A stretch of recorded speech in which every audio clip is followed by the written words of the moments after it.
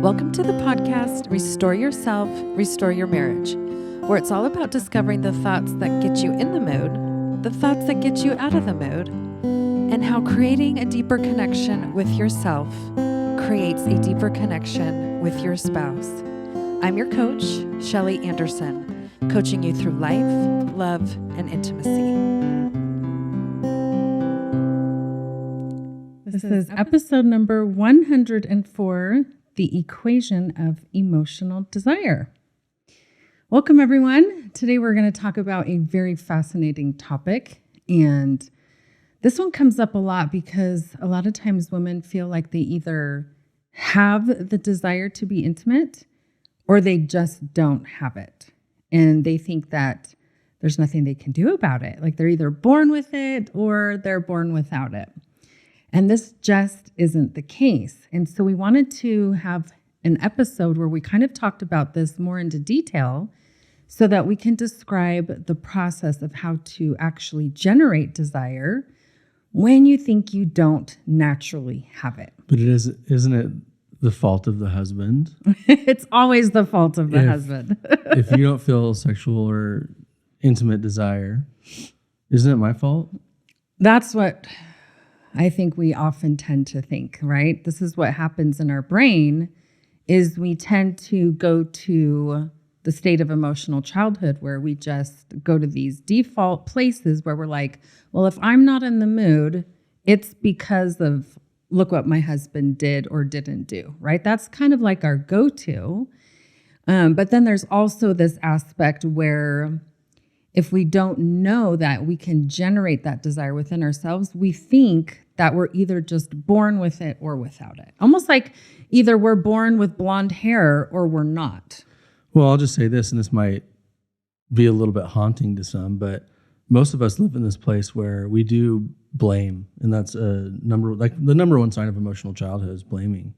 Yes. But for husbands, in this world that we live in, the media puts down men.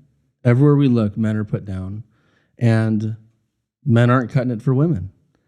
So I think all of us as men, oftentimes it's really sad that we feel like it is our fault. And we put ourselves down then. Yeah. And we're unable to rise up and become who we are because we're so confused at what our role is.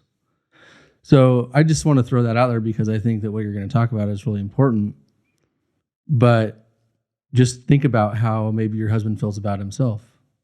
Yeah, I think that's an important concept. And since we've brought up the notion of emotional childhood, that's when, even though we are all technically adults, everyone who's listening to this is technically an adult. But unless we're taught different, we are still going to behave as children in a lot of ways.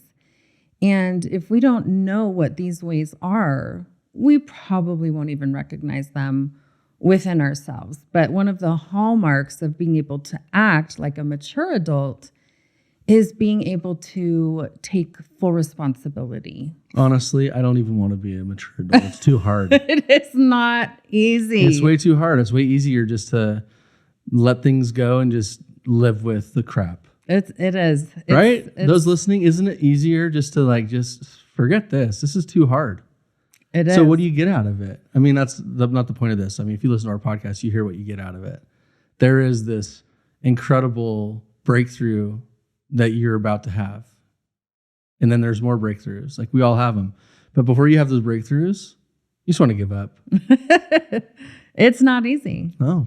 It's not easy, that's for sure. And I think that's why our brains, they want to do the best work that they can. But sometimes it's not always super beneficial. Like sometimes our brain will just take the road of least resistance. So we'll think a thought that really is not beneficial for our marriage and for the relationship, but we'll continue thinking it because we're so familiar with that thought, or it's easy to think that thought, or we don't want to go put forth the effort to challenge the thought and change it and work hard on thinking something that's more beneficial.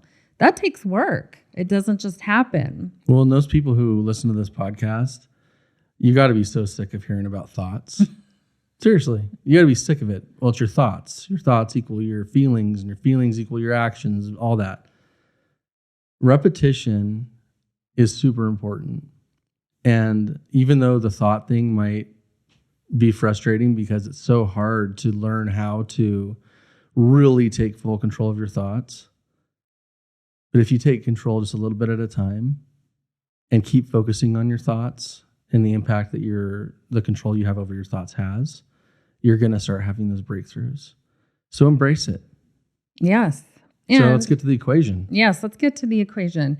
And again, I think the reason we want to talk about this equation is so that we can give everyone who's listening like an actual formula, so that even though you hear us talking about things and talking about our thoughts, now we're going to give you an actual formula that you can use to say, how do I make a difference for desire in my own life? So that's what we're going to talk about. And another reason is because in today's world, the media doesn't make this distinction between our desire for intimacy, which is often referred to as libido, in comparison to arousal, which our physical body goes through to prepare for intercourse. It's usually all mixed up into one category. And so if we recognize that, okay, hey, maybe my body is aroused, but it doesn't feel right, it's because this whole concept of emotional desire has really been neglected. And so it feels very counterintuitive to say, yeah, well, maybe my body might be slightly ready, but it just does not feel like it's lined up. And so we're going to use this equation to help kind of put all that back together in a way that is cohesive and logical. It makes sense if you do it kind of in this order. So this equation is to increase emotional desire. Yes, and to recognize if you don't have the emotional desire, how also this equation is coming into play. Okay, so it's going to be an addition problem. So we're going to have two things added together is equal to it's going to have some type of effect on desire. It's either going to block your desire to be intimate, or it's going to allow it to be released. So that is going to be on the other side of the equal signs, right? That's like the answer. It's either desire is blocked or desire has been released. So let's get into it. The first part of the equation is going to be something that we have either seen or heard. Now, this is super relevant because this is happening on a moment-to-moment basis in our lives. Like, we could literally take every second of our lives and say, like, I'm looking at something, or I'm seeing something, or I'm hearing something, I'm experiencing something. This is happening constantly. Even if we just move our eyes from one side of the room to the next, we are constantly being, offered several opportunities to look at something and to experience something in our environment. So this is the first part of the equation. Now, since we're going to be talking about desire, most often something seen or heard is going to be in relation to our spouse. That's usually the biggest factor of this equation. But in the examples that we're going to talk about, we're actually going to talk about an example that's not directly related to what our spouse is saying or doing. So let's go through an example of what this first part might look like. Something seen or heard. Let's say at about 2:00 in the afternoon, a wife, walks into the kitchen and she sees a sink full of dirty dishes, right? This is just a common occurrence. I'm sure everyone's going to be able to relate to this. Now, that's something we are seeing, right? This is something that we are visually looking at. This is the first part of our equation. This is the experience that we're having in our environment. Now, the second part of the equation, this is where the big plus sign comes in, is what happens after we see that pile of dirty dishes. Right, because you still haven't made a choice on a thought that you're having about it. You just saw it. We just saw it, right. So part two of this equation is our interpretation of what those dishes mean, right? And we're going to go through some different examples.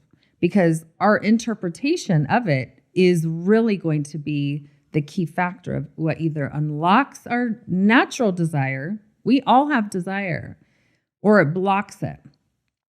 Now, before I jump into the detail of this example, I want to point out that when I say we all have desire, it's because it's true. If any of you have ever bought something that you wanted to buy, you have experienced desire. If any of you have gone shopping at Target and you're like, oh yes, I want to buy that cute towel or that pillow. I want that. I want that. You do experience desire. Think about things that you eat during the day, right? If there's a dessert, it's because you desired to eat that dessert, that you ate it. So it's not like desire is a foreign concept, but a lot of times when we think of how desire applies to intimacy, we do see it as very different instead of the normal desire that we experience all the time. If you sleep in, it's because you had a desire to sleep in. If you woke up early, it's because you had that desire. So we do always experience desire. So it's important to know that you do have the emotion of desire. It's just being able to fine tune it. Okay, so let's talk about these dirty dishes, right? This is part one. You've seen the dirty dishes. So let's give a few examples of what our interpretations might look like. So the first example is we see the dirty dishes plus our interpretation is my husband is lazy, right? This is probably when we fall in that blame category. We're going to blame our husband. So now we have the equation. We have the dishes are dirty plus our interpretation. Our thought. Our thought is my husband is lazy. So what does it equal? Those two things combined together, when you add them together, do they ignite and release our natural desire to be intimate with our husband, or does it block it? Well, it blocks it, but it must be my fault because I'm lazy. That's what we think, right? Our brain will convince us that these dishes must mean that our husband is lazy. And why would we want to have sex with a lazy husband? That's not attractive to us. So I'm the one who should go and do the dishes so that I don't block. I'm not blocking you. So you're not a blocker. So I'm not blocking my own. Your own results. No, that's not the answer. These are examples. But this is definitely one of the most common things that our brain will do. But this is separate from me thinking, you know what, I should do the dishes. Totally separate. So what you're talking about is separate from my decision to do the dishes. Correct. Okay, so just want to make that clear. These aren't interrelated things. This is your experience. Yes. And seeing the dirty dishes and you interpreting what that means and then Yes. having an effect. Yes. Separate from that, I have the ability to do the dishes. Yes. So I could help, but what you're talking about doesn't require Correct. me to do the dishes. Correct. Because this is all happening in our brain, right? You could be at work Right. and all this is happening for me, right? So that's one example. So if we see the dirty dishes and we add it with the interpretation that our husband is lazy, the outcome, what it equals is, when it comes to desire, is that our desire will be blocked. Okay, let's go to the same exact example of the dishes, but with a different interpretation. Okay. Okay, so the dishes are dirty, plus let's try a different interpretation of those dirty dishes. Let's say our interpretation is, it always falls on me to do the dishes. Okay, that's very much like we feel like the victim, we feel like a martyr. And so let's think about what that experience is like in our bodies. What does that feel like when it comes to desire? If we see dirty dishes and we add it with, it's always me. What does that do? What's the effect on desire? Is it desire to be intimate with our husband blocked or ignited? It's going to be blocked because now we feel like we have more on our list of things to do. We view ourselves as a victim. We feel like it's too much. We can feel stressed. We can feel overwhelmed. All these things block desire. But desire is available, but it's blocked right now when we have that particular interpretation of the dishes.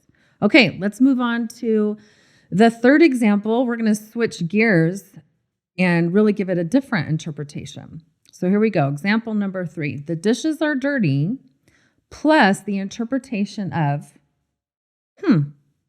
it's someone else's turn to do those dishes. How does that feel in our body? That feels very different than my husband is lazy and I always have to do the dishes. Thinking, hey, it's somebody else's turn. Even if you don't know whose turn it is. It's not my turn. It's all you know is that it's not your turn. And that's okay. That's good. That feels amazing. And what is that effect on desire, right? Is desire blocked when you're like, hey, I don't have to do those dishes. That's not my job today. Desire is released.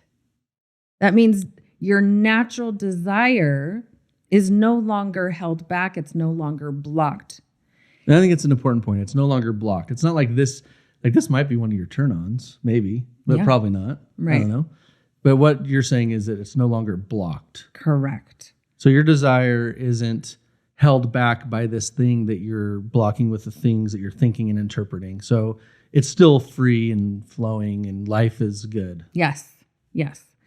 And so I think these little distinctions are so important because, again, if we don't know that these distinctions matter with our interpretations and our thoughts, then we're just going to run with the first one, that our husband is lazy, and we won't be able to actually challenge it.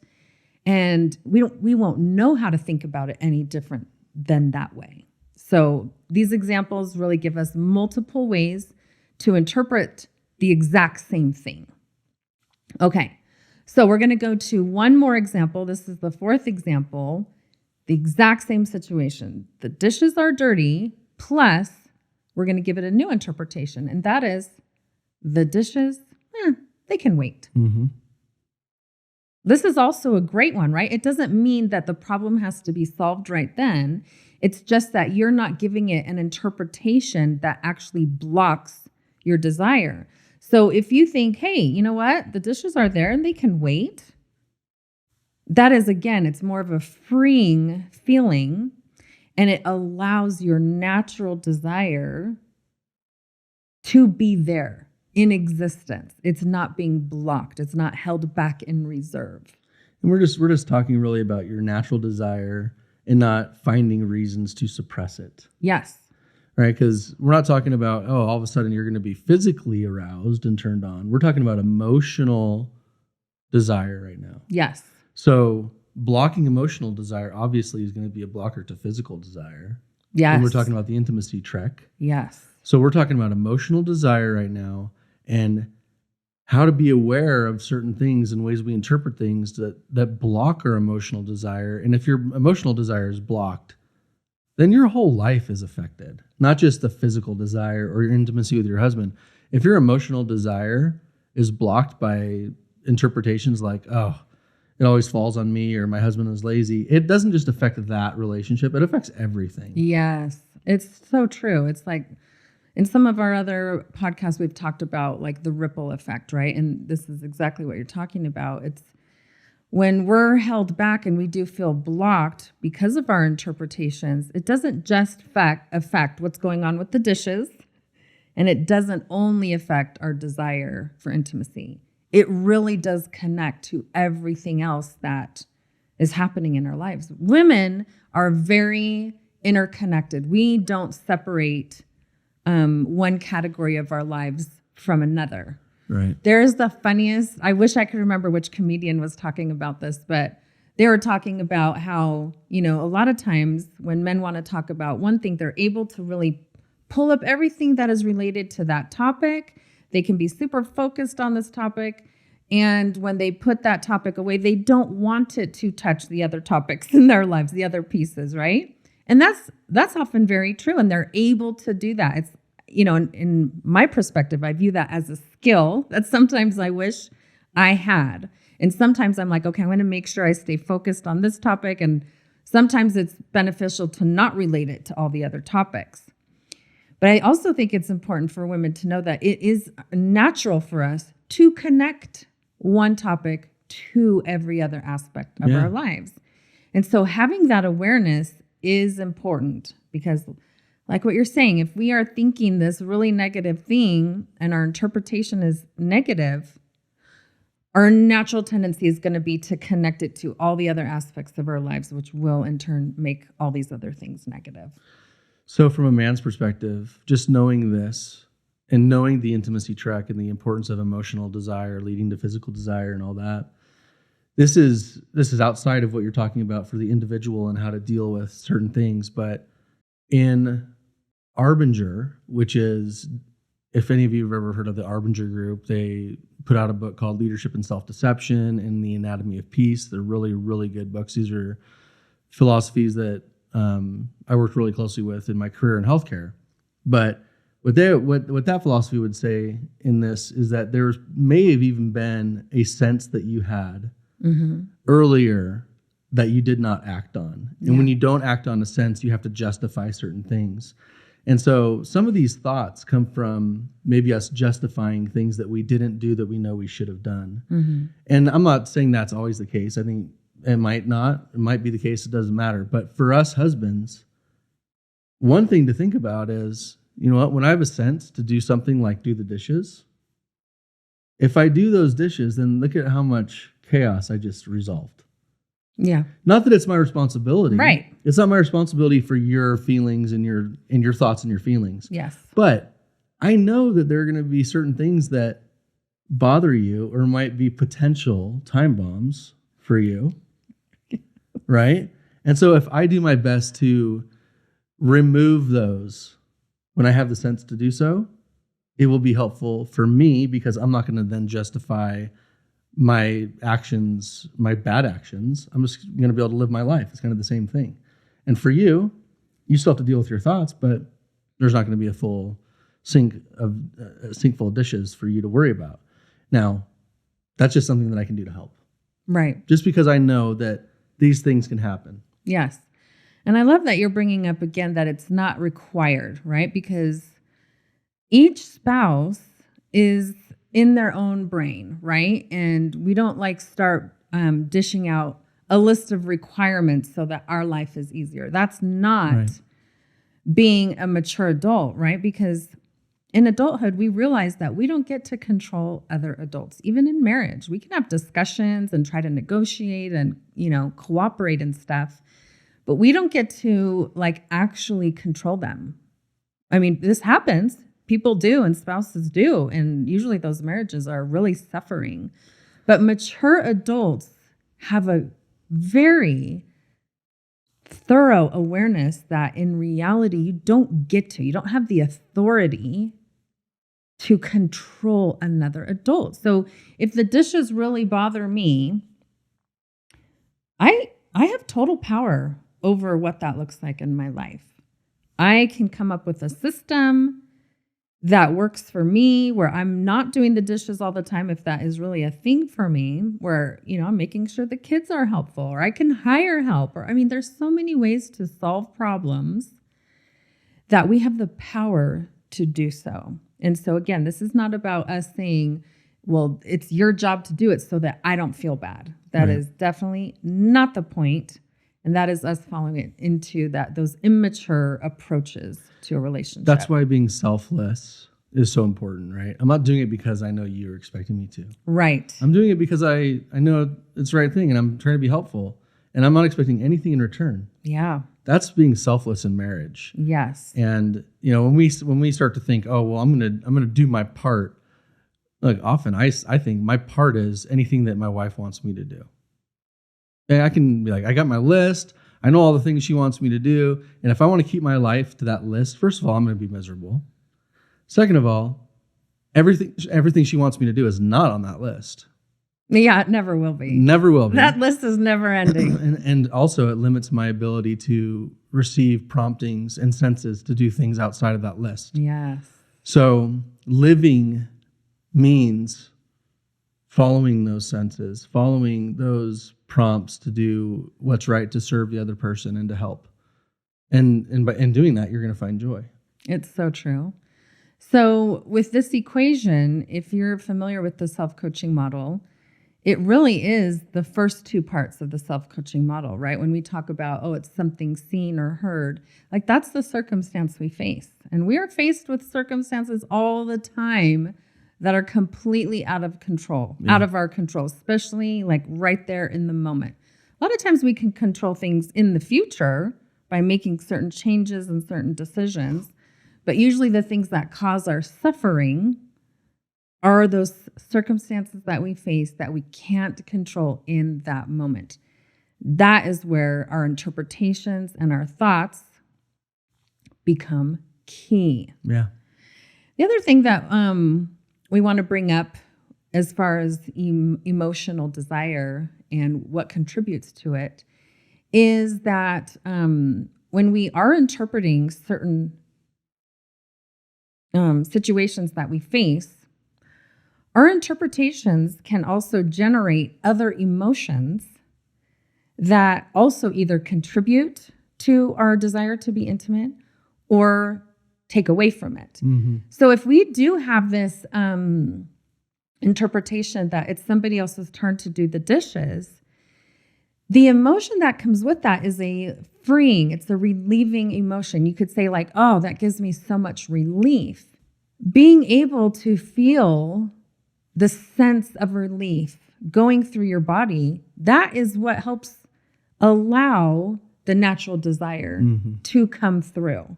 So as you think about like what your different interpretations are, pay attention to some of the other contributing emotions that come along with it, because then you can start to know more about yourself.